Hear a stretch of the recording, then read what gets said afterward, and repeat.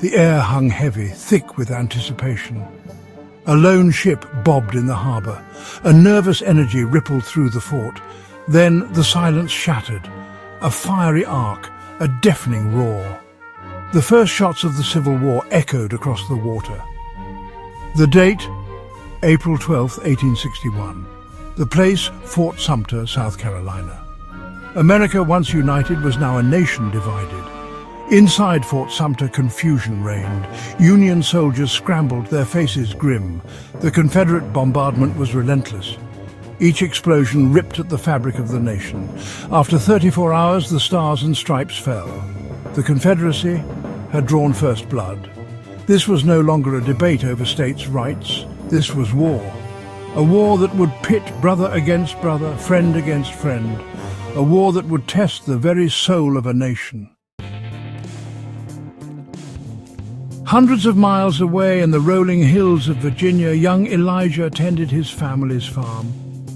Life was simple, the rhythm of the seasons a comfort. He dreamed of owning his own land someday, marrying his sweetheart, raising a family. News of the war reached their small town slowly. At first it seemed distant, a storm on the horizon, but the storm clouds quickly gathered. Elijah's father, a proud Southerner, felt the call to arms. He believed in the cause, in defending their way of life. Elijah watched his father ride off with the other men, their faces a mixture of fear and determination. He felt a knot of anxiety tighten in his stomach. The world, once safe and predictable, now felt uncertain. Across the battlefields of America, two armies clashed. The North fighting to preserve the Union, the South fighting for independence and a way of life. In the blue uniforms of the Union marched men from bustling cities and quiet farms, united by a belief in freedom for all. They carried with them stories of opportunity and the hope of a nation reborn. Facing them, clad in grey, were the Confederates.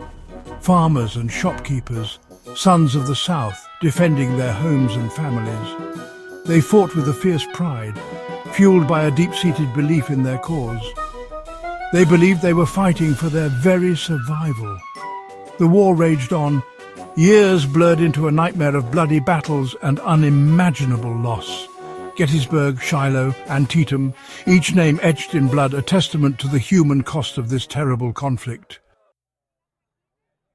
The end came at Appomattox Courthouse, a quiet Virginia town forever marked by the weight of history.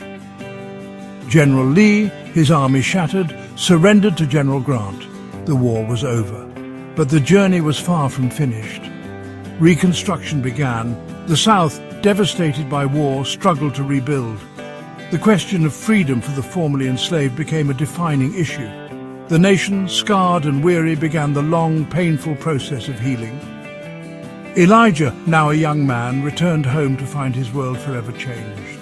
His father never came back. The farm lay fallow. He faced an uncertain future, a future where the fight for justice and equality was just beginning. The Civil War may have ended, but its echoes reverberate still. It reminds us of the fragility of unity, the enduring power of hope, and the long, hard road towards true reconciliation.